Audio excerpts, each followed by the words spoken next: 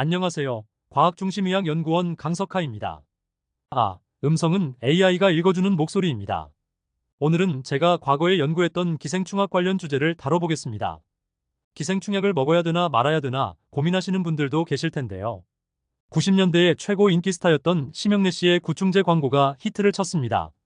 학교에서 배변 봉투 걷어서 기생충 검사하고 약을 주던 시절도 있었고, 많은 사람들이 습관적으로 기생충약을 복용했습니다. 옛날에 주류였던 기생충들은 멸종 직전이 됐고, 요즘 문제가 되는 기생충의 경우 약국에서 쉽게 살 수 있는 일반 의약품은 효과가 없습니다. 1970년대까지는 기생충이 범람하다가 1980년대 이후로 급감했습니다. 1980년경에는 뱃속에 지렁이같이 생긴 회충이 들어있는 사람이 절반 이상 됐었습니다. 대변과 함께 빠져나오는 경우도 있었습니다. 지금은 매년 수만 명씩 검사해도 한 명도 안 나오는 경우가 많습니다. 촌충이라고 부르던 유구조충과 무구조충도 회충과 마찬가지로 멸종 직전입니다. 과거에는 대변을 거름으로 사용했는데 거기에는 장 속에 사는 기생충이 낳은 알이 들어있었습니다. 그래서 기생충란이 농작물과 토양에 묻어있는 일이 흔했습니다.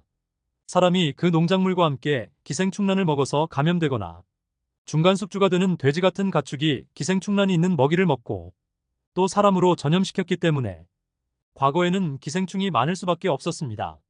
기생충이 멸종 직전까지 간 배경에는 구충제 복용도 있고 수세식 화장실의 보급과 위생적인 화학비료 사용, 깨끗한 수돗물 등의 환경 변화가 있습니다. 그런데 대변과 농작물을 통해 전염되는 기생충은 사라졌어도 생활사가 다른 기생충 중에는 여전히 많이 검출되는 종류가 있습니다. 2023년 질병관리청의 장내 기생충 감염 조사에서는 기생충이 나올 만한 지역의 사람들 수만 명의 대변을 조사했습니다. 가장 많이 발견된 기생충은 간흡충으로 1.9%를 차지했습니다. 간흡충은 암을 일으키기 때문에 치료가 꼭 필요합니다. 그 다음은 장흡충류가 1.6%, 편충 0.2% 순이었습니다.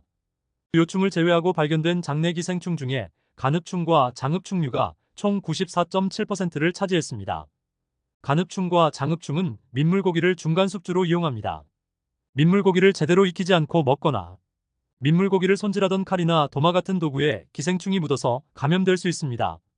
그래서 민물고기를 드시는 분들은 감염돼 있을 가능성이 있습니다. 간흡충과 장흡충은 약국에서 쉽게 살 수 있는 구충제로는 효과가 없습니다. 프라지퀀텔이라는 성분의 약으로 치료할 수 있는데 이 약은 의사의 처방이 필요한 전문의약품입니다.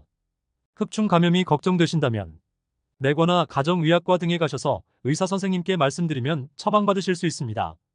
자주 사용되는 약이 아니라 약국에서 가지고 있지 않아서 곧바로 받기는 어려울 수도 있습니다. 흡충류 외에 또 흔한 기생충은 요충입니다. 요충은 1cm 정도의 하얀 실처럼 생긴 작은 기생충인데 항문으로 나와서 알을 낳고 죽습니다. 주로 항문에 묻어있던 알이 손에 묻어서 전염시키게 됩니다. 검사는 대변 검사가 아니라 항문에 투명한 테이프를 붙였다 떼서 현미경으로 알이 있는지 확인합니다. 성인은 항문을 막 만지지 않죠. 그래서 성인에서는 감염이 드물고 어린아이들에게서 주로 발생합니다. 2023년에 영유아를 대상으로 한 조사에서 양성률이 0.2%가 나왔습니다. 요충이 매일 알을 낳는 게 아니라서 실제 감염률은 이보다 높습니다.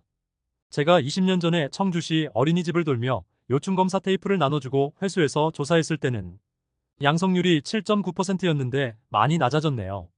현미경으로 요충 테이프에 붙은 알은 커피콩 모양 비슷하고 현미경 빛이 반사돼서 멋있다는 생각도 했었습니다. 그런데 1시간 정도 현미경으로 알을 찾고 있으면 멀미가 납니다. 어린 자녀가 있는 분들은 아이가 항문을 가려워하면 요충을 의심해 볼 수 있습니다. 가려워서 자꾸 긁으면 피부가 손상돼서 세균 감염 등의 문제로 이어질 수 있고, 여자아이들은 요충이 생식기관과 요도로 들어가서 염증을 일으킬 수도 있습니다. 요충은 약국에서 바로 살 수 있는 기생충약으로 없앨 수 있습니다. 그런데 요충의 알이 실내에서 여기저기 묻어 있을 수 있고 가족 내에서 돌고 돌 수 있어서 약을 한번 먹어도 금방 다시 감염될 수 있습니다. 그래서 약을 온 가족이 함께 2주 간격으로 총 3번 정도 드셔야 완전히 박멸할 가능성이 높아집니다. 편충은 시골 지역에서도 0.2%가 나와서 걱정할 수준은 아닌 것 같습니다. 편충은 일반 의약품 구충제 한 번 먹으면 제거할 수 있습니다.